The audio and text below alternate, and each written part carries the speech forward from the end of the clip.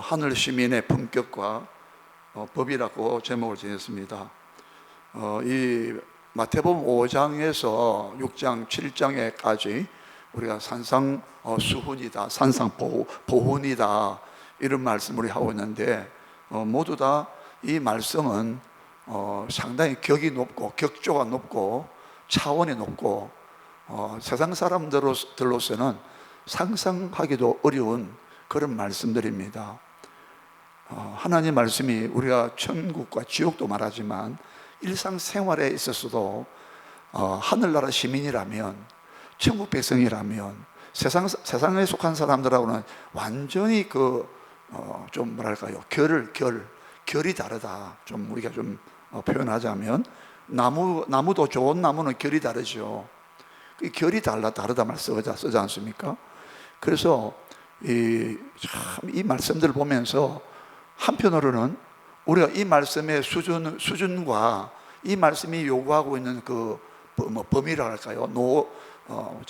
내용과 범위, 또 어떤 어떤 범주, 이 영역 보면은 우리가 그 영역의 그 범위에 우리가 들어가지 못한다거나 이 어떤 한계, 이 하나님께서 요구하는 어떤 한계, 말이 조금 이상한데 그 한계하고는 우리는 너무 턱없이 모자란다, 그렇게만 느끼잖아요.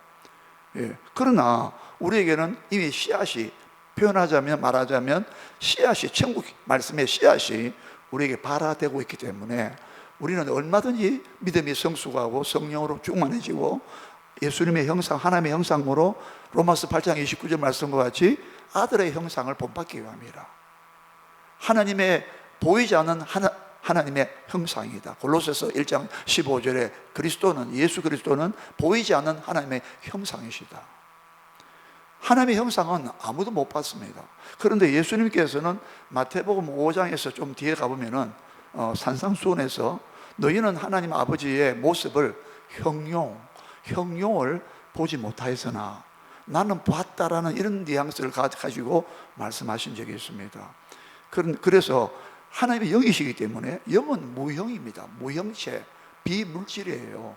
영적 존재라는 것은 영이란 바람과 같다, 호흡과 같다. 호흡이나 바람 눈에 안 보이잖아요. 형체가 없어요. 하나님이 영이시라는 그 말씀이거든요.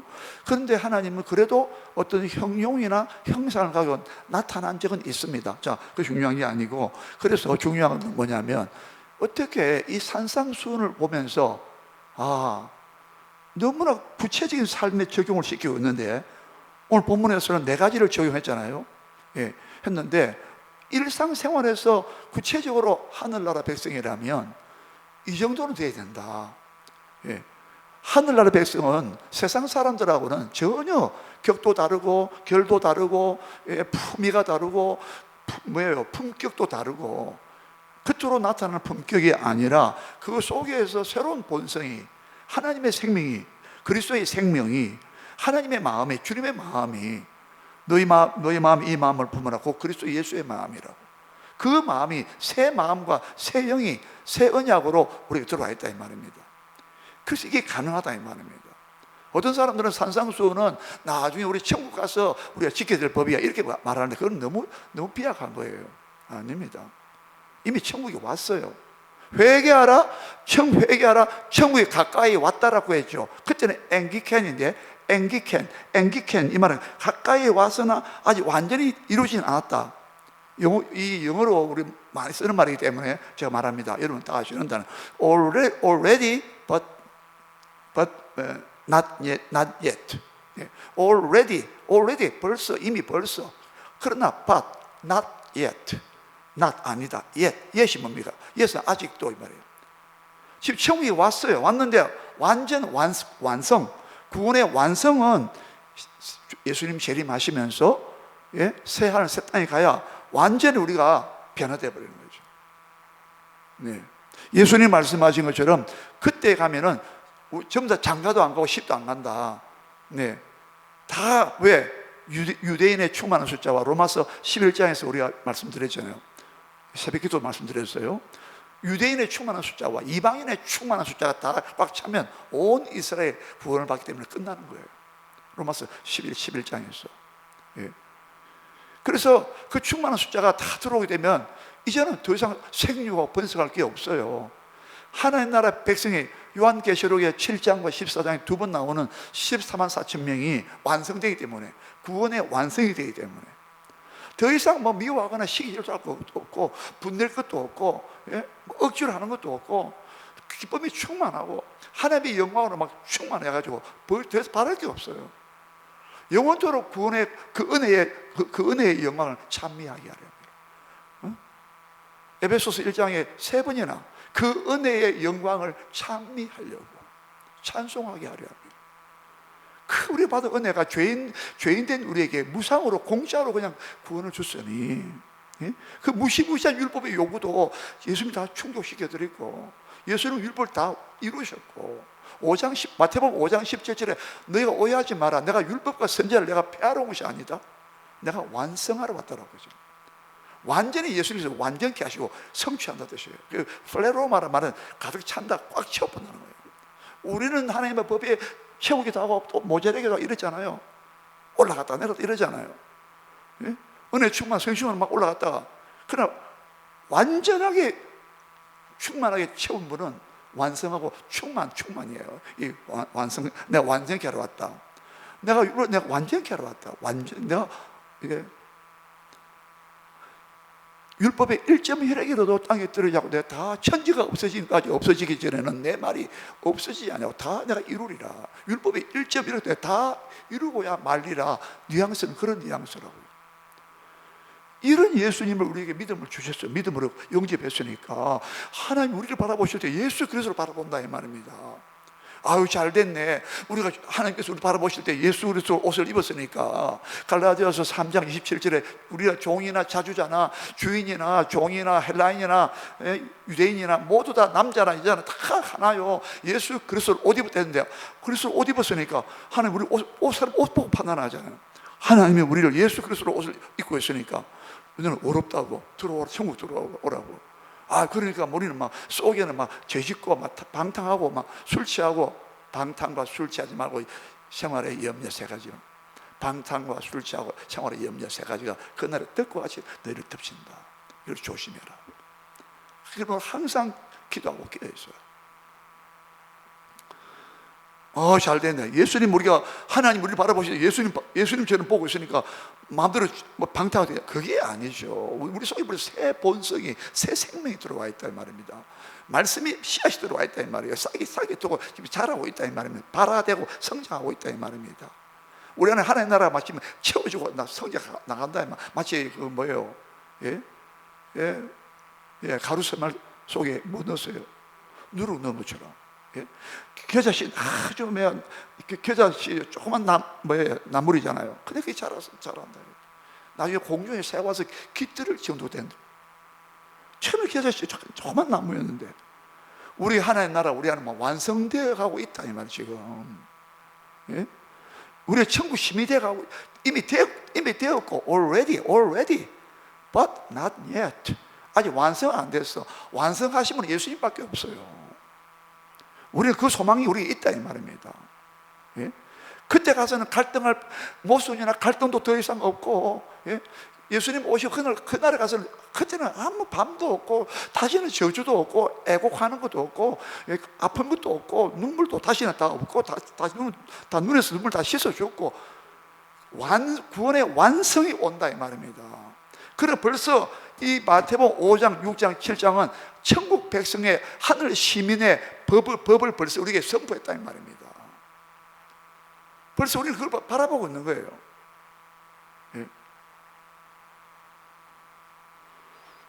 천국 시민의 첫 번째 복이 뭐라고 했죠? 심령이 가난한 자 복이 있느니. 왜냐하면 천국이 저희 것입니다. 천국이 벌써 왔다는 거예요. 100%는 안 왔어요. 그러나 충만의 정도에 따라서 왔다는 거예요. 천국이 저희 것이라, 우리 것이라고 했잖아요. 여러분 속에 천국이 이루어지기를 진 것을 믿습니다. 하나님 나라를 먹고 마시는 것이 있는 것이 아니라 오직 성령 안에서 뭐랬습니까?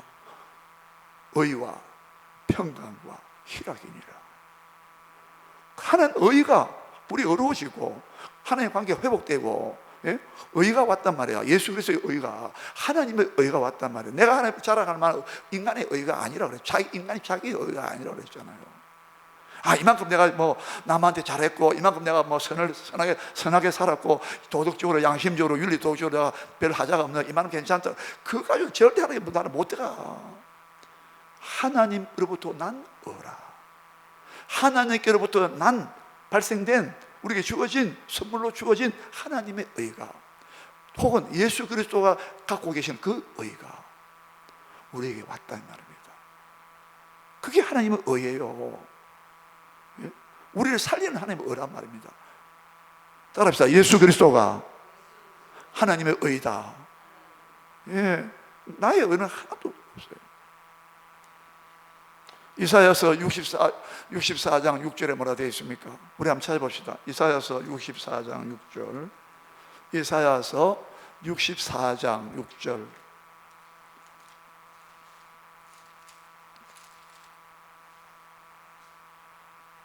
이사야서 64장 6절입니다. 다 찾았습니까? 같이 읽겠습니다. 시작. 무릇 우리는 다 부정한 자 같아서 우리의 의는 뭐 같아요? 그랬어요? 다 뭐 같아요? 더러운 옷 같으며 우리는 다 잎사귀같이 시들므로 우리의 죄악이 바람같이 우리를 몰아가나이다. 이게 오늘 낮에 말씀드렸잖아요. 바벨론에서 비참한 생활하고 있는 이스라엘 존귀한, 한때는 존귀한 하나님의 백성, 주의 백성, 주의 기업으로 된 백성들이 지금 이렇게 더러운 상태에 있다.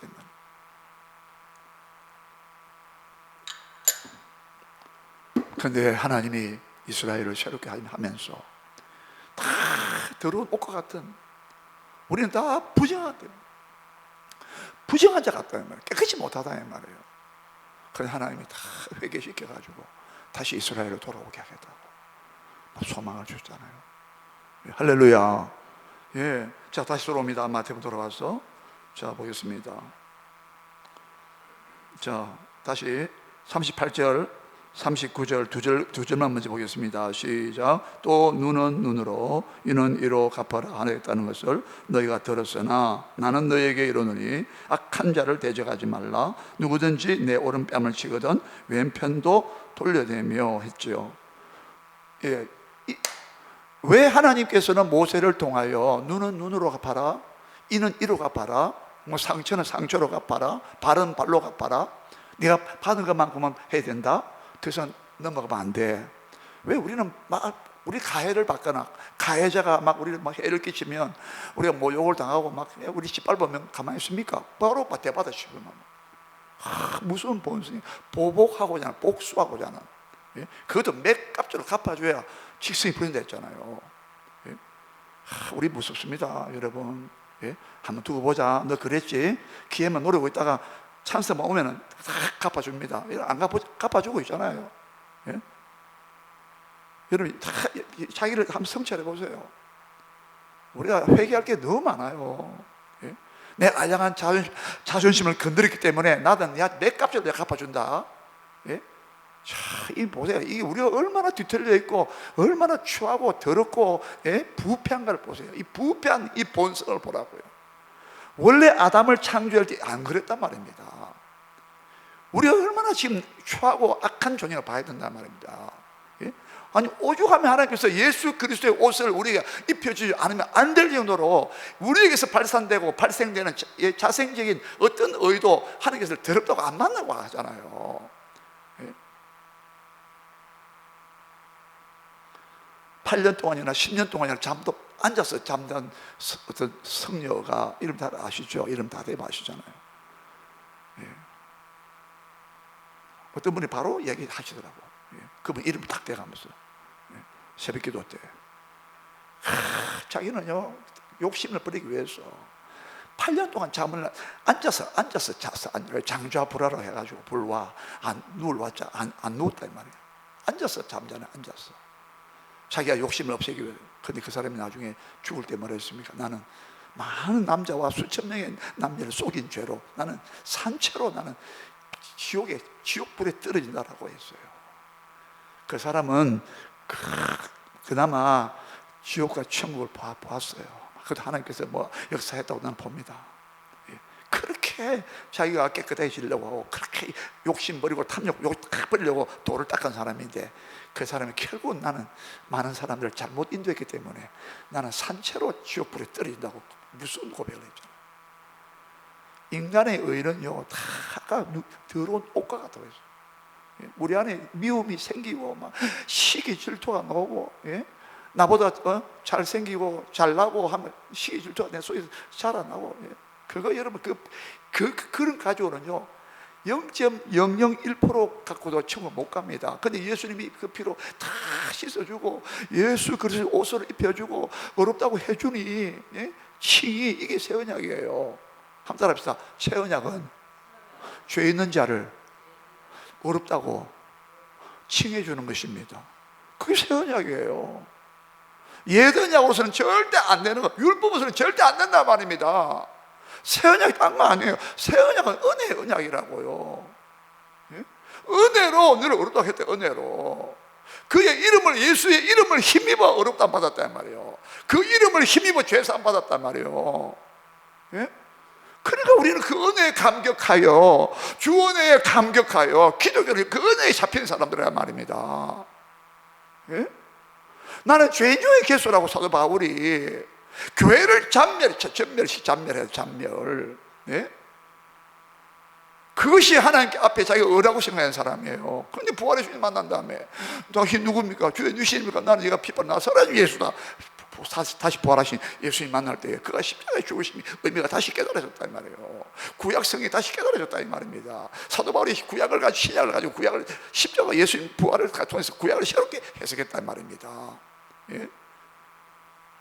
옛 언약이 무엇이고 새 언약이 뭔가 얘기했다 이 말입니다. 새 언약은 은혜의 언약이란 말입니다. 하나님의 놀라운 은혜가, 십자가의 은혜가 우리에게 안 오면, 여러분 기독교 예수 못 믿습니다. 여러분 구원받은 은혜가 얼마나 큰지 놀랍고도 위대하고 영원한 줄 아시겠습니까? 그 은혜가 나를 강하게 한다고 했는데, 강하게 그 은혜가 나를 붙잡고 있다고, 그 은혜가 넘친다고 하고 은혜가 왕노릇하고 있다고, 예수 그리스도의 의로 말미암아 그 은혜가 나에게 왕노릇하고 있다고. 여러분 은혜가 여러분 왕노릇하고 있습니까? 은혜에 막 떠밀려 가야 된다 이 말이에요. 내가 억지로 가는 게 아니라, 오늘 본문에도 억지로 오리를 간다는 말이 나오잖아요. 은혜 받은 사람은요 억지로 오리 가는 게 아니라 심리적 동행해 주라는 거야. 이게 한 은혜의 힘이란 말입니다.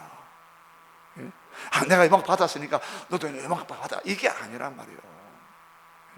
눈은 눈으로 이는 이로 갚아라, 이 말을 사도 모세에게 줄 때는 하나님께서 우리 본성이 악하니까 더 이상 과도하게 보복하지 마, 복수하지 마, 원수 갚는 건 내가 갚아준다니까.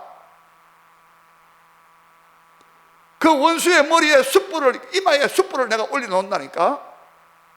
이 구절은 해석을 몇 가지로 하는데 저는 이쪽을 따릅니다.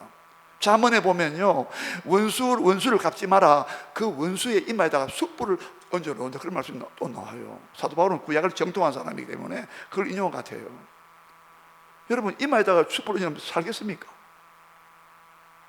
살겠습니까? 못 살겠습니까? 못 살죠.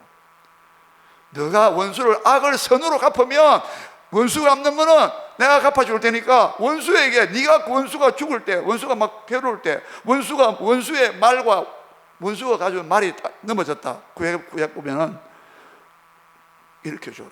그럼 우리는 어떻게 합니까? 아이고 저 말 저거 소 저거 내 원수의 소 말이네, 아이고 나 내버려둬 지나가지, 이러잖아요. 그래서 성경은, 구약은 뭐라 했어요? 율법은요, 옛 언약은 그러지 마라. 원수의 소유물이라도 짐승이라도 이렇게 줘. 원수 갚는 건 내가 갚아준다. 너 절대 과도하게 보복하면 안 돼, 복수하면 안 돼. 자, 우리 안에 이 무슨 이 독이 들어야 돼요. 이것을 보는 자만이, 깨닫는 자만이 뭐요? 예수 그리스도의 은혜가 필요하다 이 말입니다. 하나님의 의가 내게 절실히 필요하다 이 말입니다. 내가 얼마나 더러운 죄인가, 추악한 죄인가 보아야만이 하나님이 여기 구원이 있다, 너는 절망이지, 이게 심령이 가난한 자란 말이에요. 심령이 강하다 모르겠습니까? 자기는 아무것도 하나님 아무것도 못한다고 해요.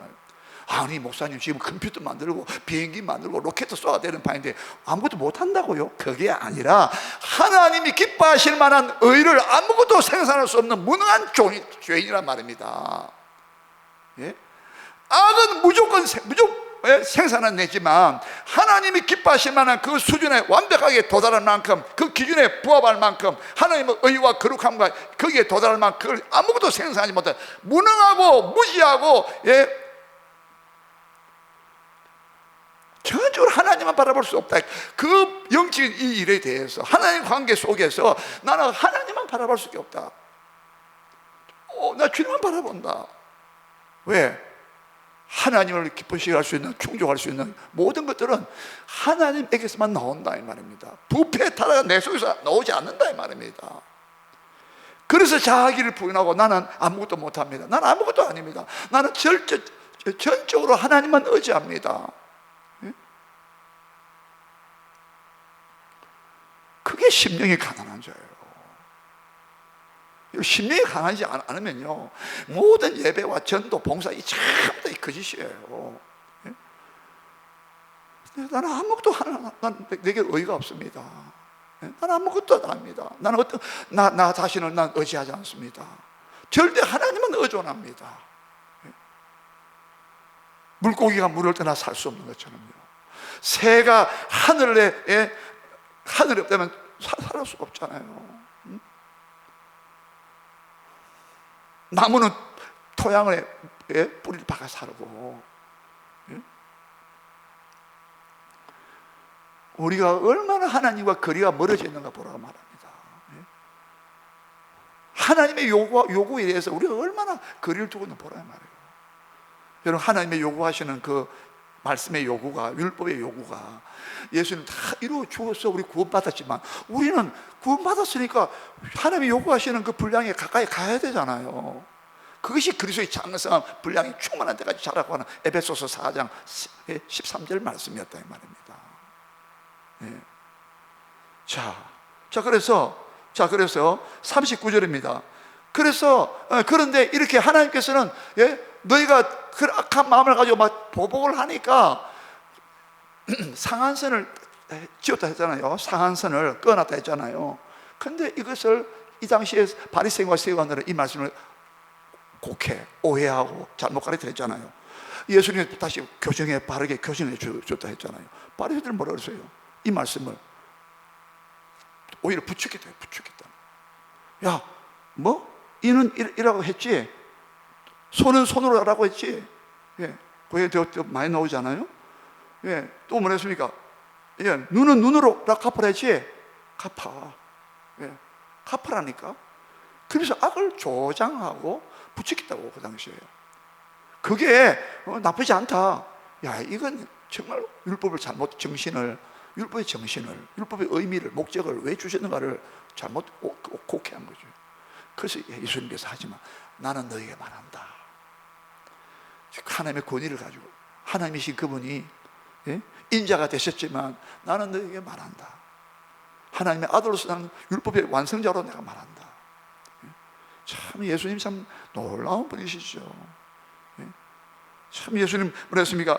악한 자를 대적하지 말라. 누구든지, 그러면서 악한 자를 대적하지 말라. 그러면서 지난번에 보았습니다. 뭐랬습니까? 누구든지 내 오른편에 뺨을 치거든 왼편도 돌려대며. 이 말씀 실제로 막 뺨을 돌려댑니까? 그것도 물론 문자적으로 됩니다. 예를 들어서 우리나라에 김익두 목사님 들어보셨죠? 평양이 아니고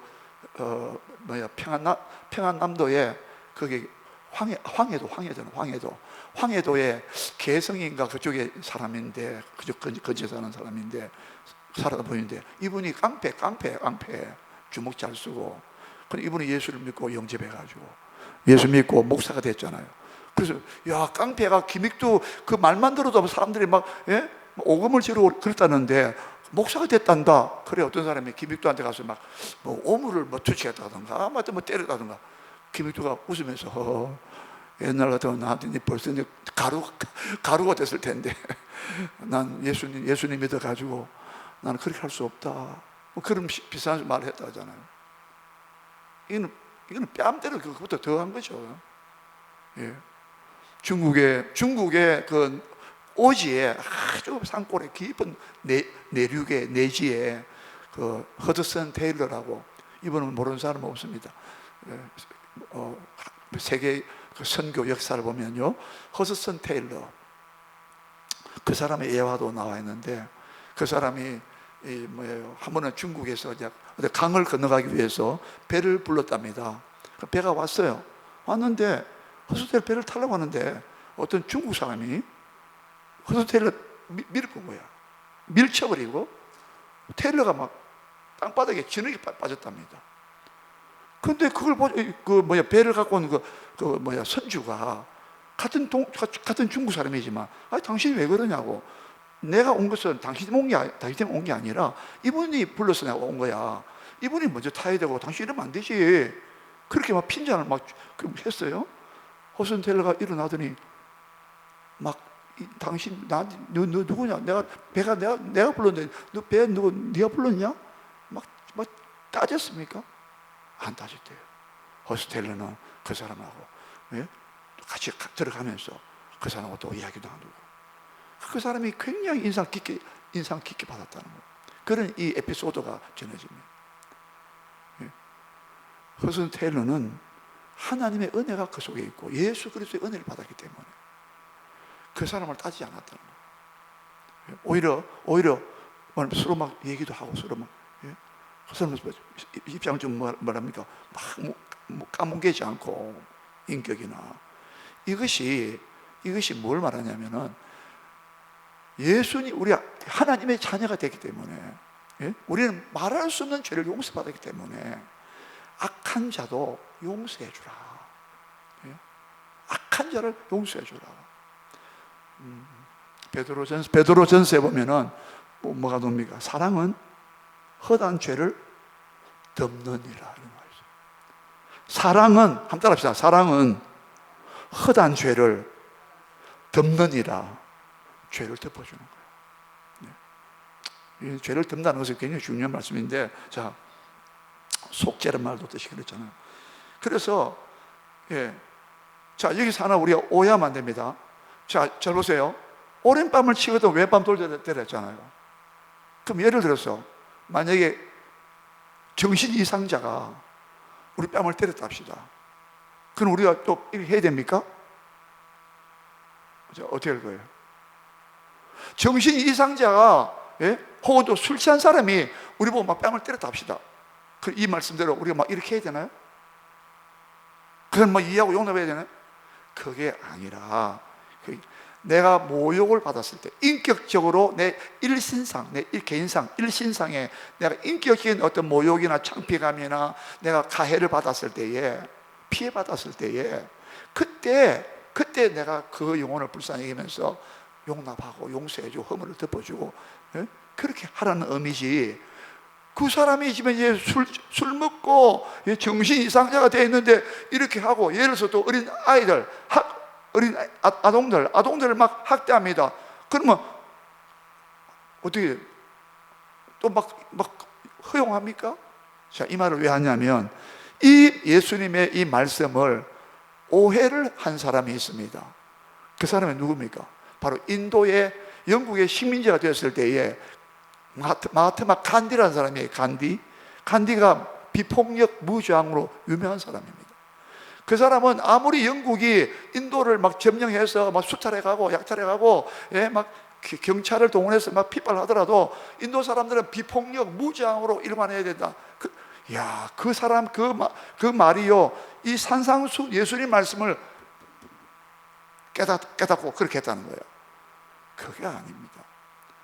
이것은 내 개인적으로 사회가 어지럽힐 정도로 만약에 무법 사회가 되고, 그런데 방치해두라, 받아주라, 그래서 심지어 그런 말까지 했습니다. 교도소도 없애야 된다. 교도소, 감옥도 없애야 된다.